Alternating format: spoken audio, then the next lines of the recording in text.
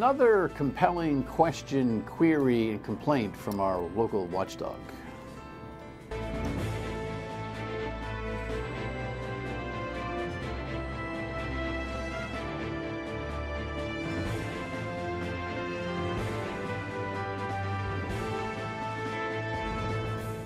The Dan York State of Mind program is brought to you in part by Lookout Rhode Island and Taco Comfort Solutions.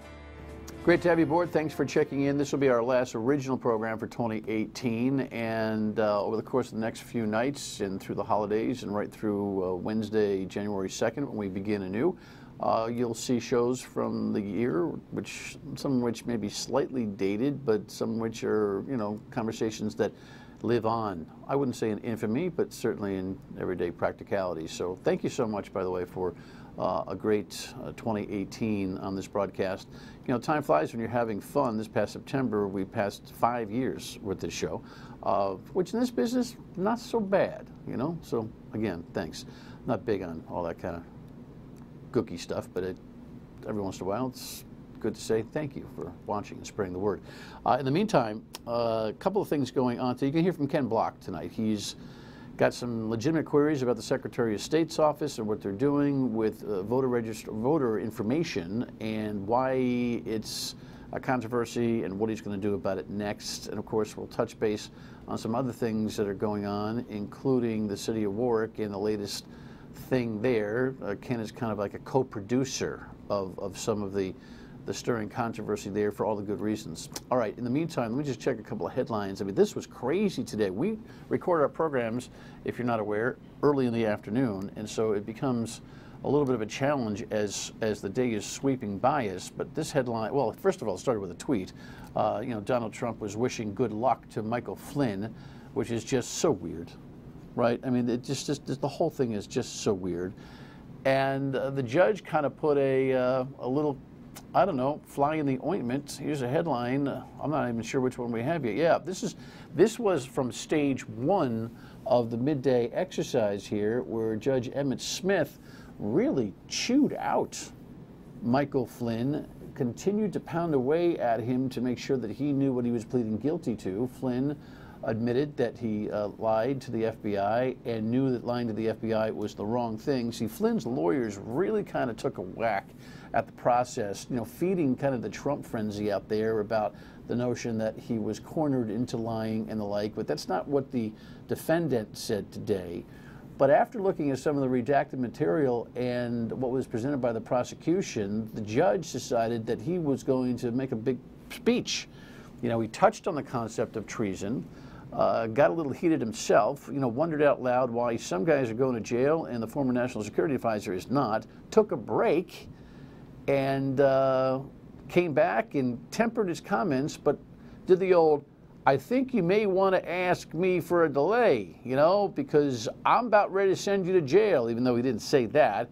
The lawyers picked up on it and agreed to a delay. And so what happened the rest of the afternoon, you may already know about, but as I'm talking about it now, I'm thinking, wow, I'll tell you, in U.S. 2018 and Trump world, you can't predict anything. So we'll stay tuned, as the phrase is so often used. Alrighty. On a local level, this headline was kind of compelling. The Senate president sat here, when was he here, Nita? Just a couple of weeks ago, and didn't say boo about this to me. I didn't ask.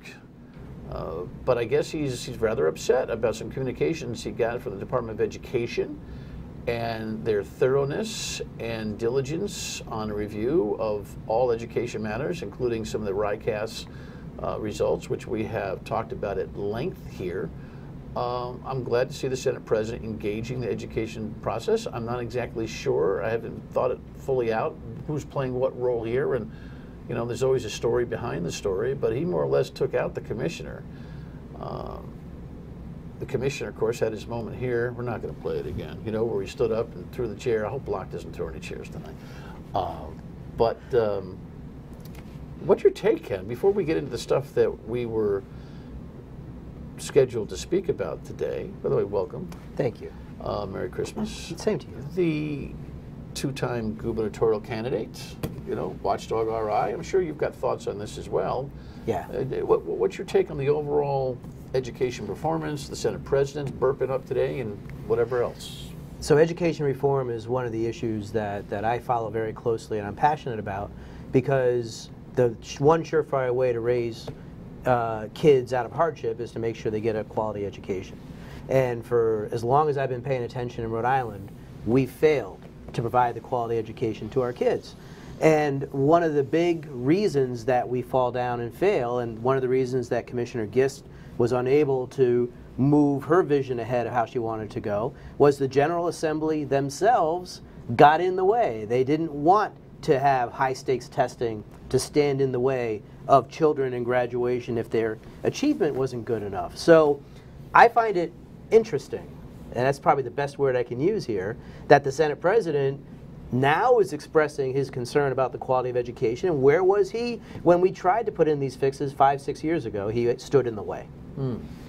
Yeah, he seems to be upset, according to the Journal story today, that he made an inquiry and got a sloppy report sent to him. I haven't had a chance to read the report. I don't know what that's all about, but I think you make a good point. We've been talking about, gosh, how many shows have we done since the RightCast numbers came out? 5 at least on the television side, almost every other day on the radio side, weekdays 3 to 6 on WPRO. I really believe that emotion is lacking here, and a sense of urgency is what we desperately need. And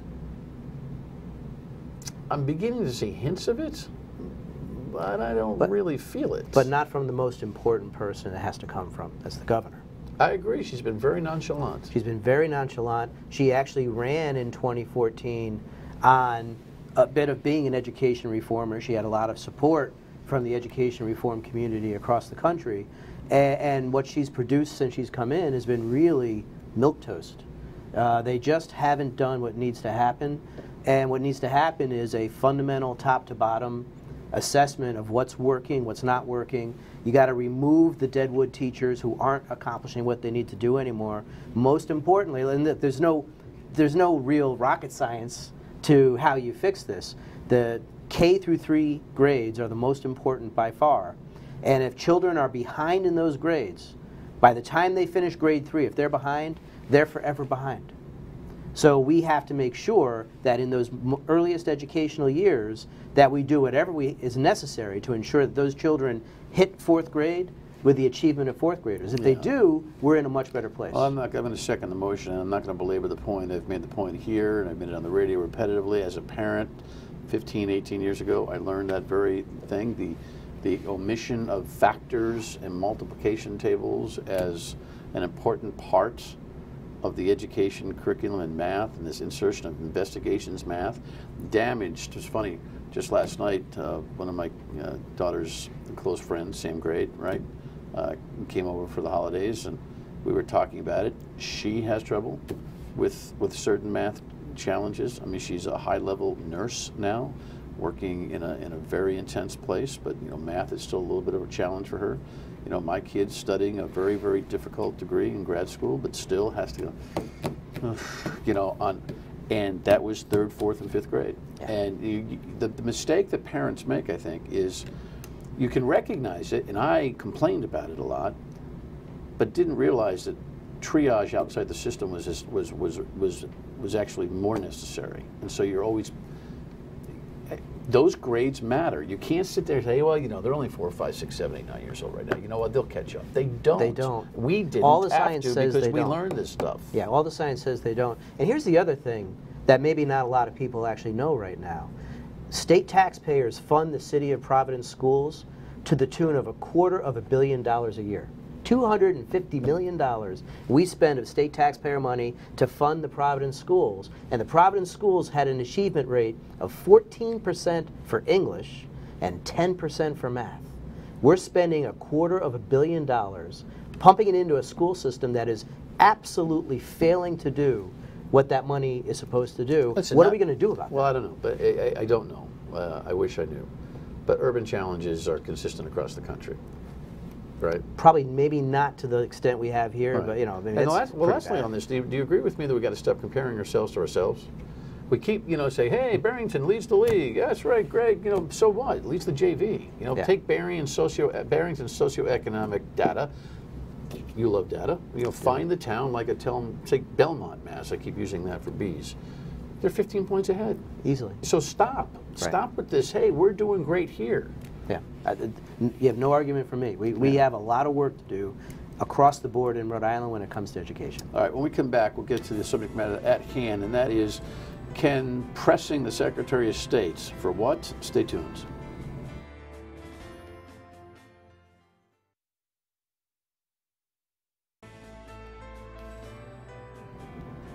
So there's a headline that reflects that the challenge here that Ken Block has kind of uncovered, along with the Providence Journal, who continues to press for what you think is very public information that is being withheld. The Secretary of State has had some scheduling issues here. She's usually very cooperative, and so I hope that in the early part of January of next year, she will come in here and talk to us about this. But you're good at cutting, to the chase. What is the specific problem? The specific problem is 2 years ago, when I and anybody else asked for voting data from the Secretary of State's office, we're given a file that contained your name, your address, your full date of birth, what party you're registered to, and which elections you voted in. The Secretary, in her own words, quietly, without any rulemaking, without soliciting any public input, decided that she would no longer provide full dates of birth to people who ask for the data, while at the same time admitting that she understands that the full date of birth is in fact an open record under Rhode Island law. So what she's doing is she's trying to make up her own interpretation of Rhode Island law that doesn't exist, that says that some public information can be withheld. We don't have any exemption like that whatsoever. If the information is public and you ask for it electronically, it must be provided electronically. What the Secretary has said, this is great, well, I'm not going to give it to you electronically, but if you want to come into our office and look at it in our office, we'll let you, and then you can write down the information you want to remember on a piece of paper. That's the thing that rubs me here.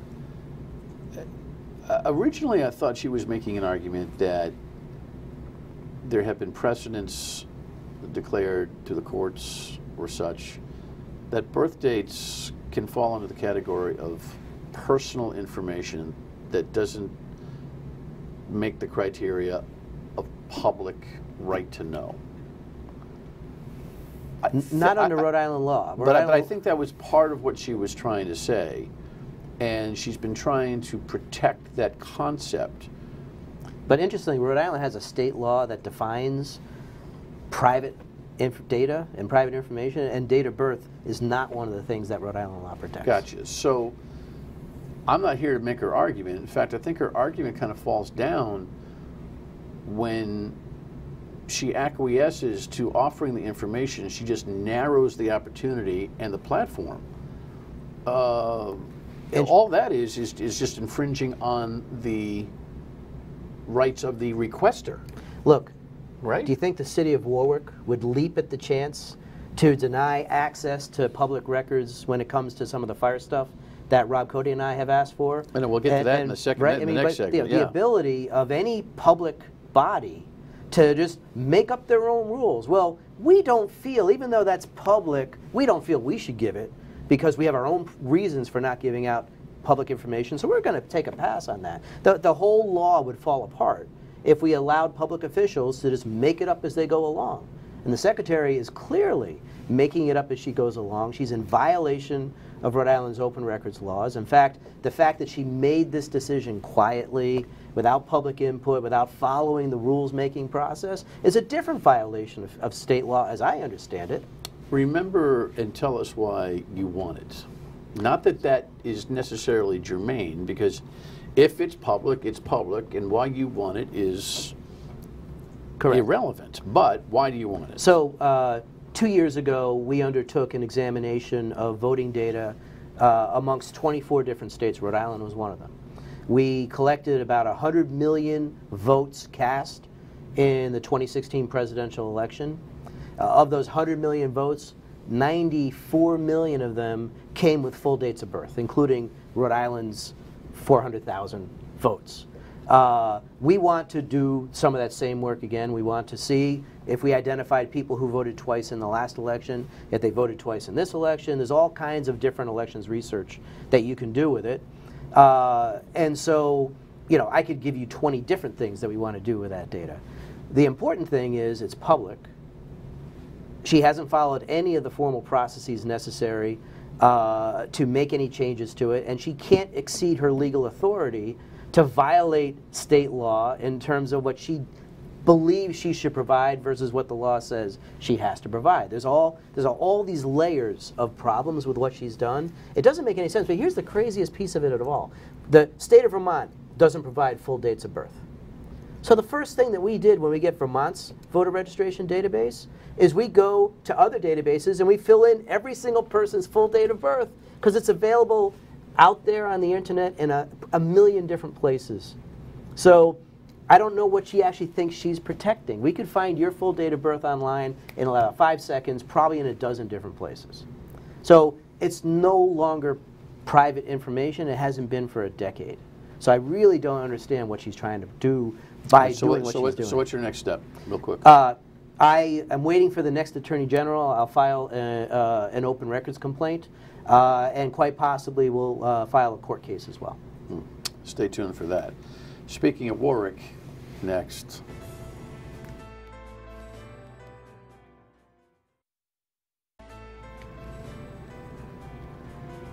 Okay.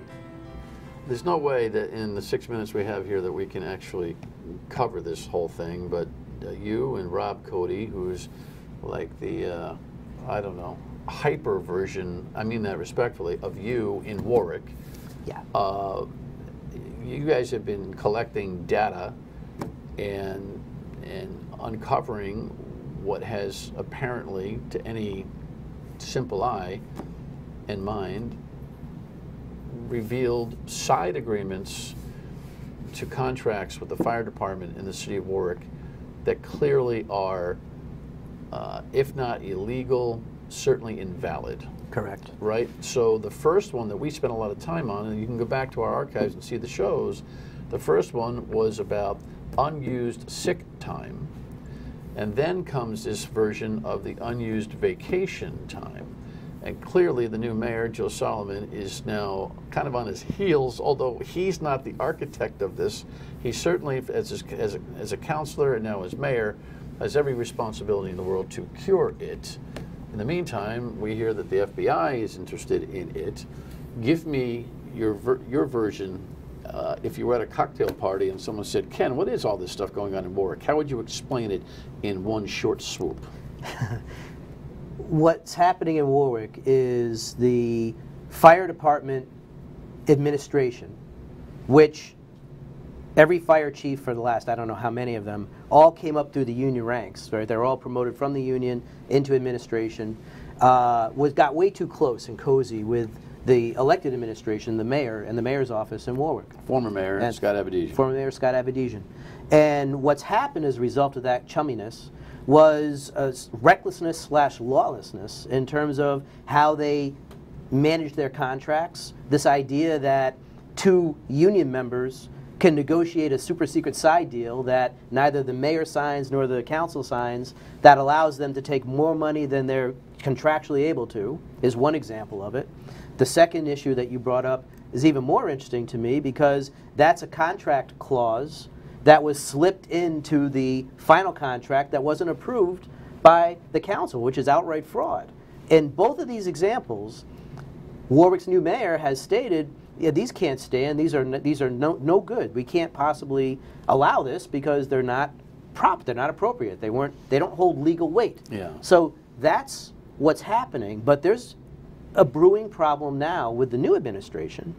Because one of the reasons you have these differences in the contract was it took so long for the administration to publish the ratified contracts, to actually bring them out and say, here's what the council approved. Yeah, you got the website, just pop the website on, this website in references to current municipal contracts. these changes have never been reflected, correct? So the council approved a new police contract and a new public works contract this summer. And yet those new contracts are not published on the website. So how can any member of the public know what was passed? How can the council protect themselves? Because they said, sure, we approve the contract as you presented it to us, but how do they know what the final contract is, whether that's what they approved? Yeah, and what's important here, I mean, it's not like it's, you know, I'm a contract employee on a couple of different levels. I don't want you seeing my personal contract, but this is not a personal contract. This is a contract that regulates the entire operation, the systemic compensation and other issues involving the entire police, public works, and fire. So for even undisputed contracts right now not to be published, I mean, you can't say, hey, by the way, here are the contracts, and then not update it. What up with that? It blows my mind that we continue to lack the necessary transparency to ensure that the municipal employee contracting in Warwick is done properly. Where do you think this thing is going to go with this current fire issue? Right now, we don't see any other municipal contract that is investigatable, correct? It's the fire right now. I don't know that. I know that from speaking for myself and for Rob, we haven't taken a dive into the data for the public works or the police contracts yet. Talking directly to fire contracts, stay tuned, there's more stuff coming out. That you're aware of? Or that I am aware of. Or that you've dug up yourself? That has been dug up and will be coming out. Dug up by you? But Rob Cody initially found it. We combined forces and we're finishing the story. What's been intriguing about this whole thing is it's hard sometimes to figure out whether this is the work of Cody and Block or whether there's another birdie out there dropping information. I don't know. The last FBI story was part of kind of a drop to the press. I don't know, you know. But the thing here is that it's clear that there's a cleanup effort being made, and what's really fascinating is that the fire department, the fire rank and file, the union, has filed grievances on the city stopping the behavior that has been disputed and clearly off the mark, almost as a pretty tricky cover to the notion that they didn't do anything nefarious. And it'll be interesting to see who actually becomes responsible for this. Last word. Yeah. Taxpayers. That's a pretty nifty move, right? They go ahead and they... It can't stand. That strategy won't work for them because no one involved in anything quasi-legal can look at an improper, illegal contract and say, we find in your favor, right? It just doesn't happen. All right. Well, this is, speaking of the stay tuned cliche, this is a saga that is only starting to get some traction. This has a long way to run. All right. And it's not the only town, by the way. East Greenwich and its side agreements and gosh knows who else. Appreciate all your oversight work. Happy New Year. Happy New Year. Thanks very much. Final word when we come back.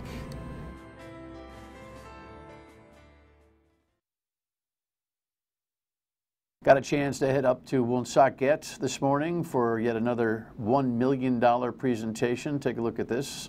Brad Faxon, Billy Andrade with Larry Merlo, the CEO of CVS. 20 years with the CVS Charity Classic, another $1 million to charity. And a lot of the recipients and the programs that benefit are all there. You know, 2 times a year we pay attention to this, when they play and when they pay. Pretty good stuff. It's a great feel-good project that doesn't seem to want to end, nor should it. Hey, listen, Merry Christmas, Happy New Year. Some repeat programs through the holiday season, and we'll be back with a live show, a new show on January 2nd. Thanks.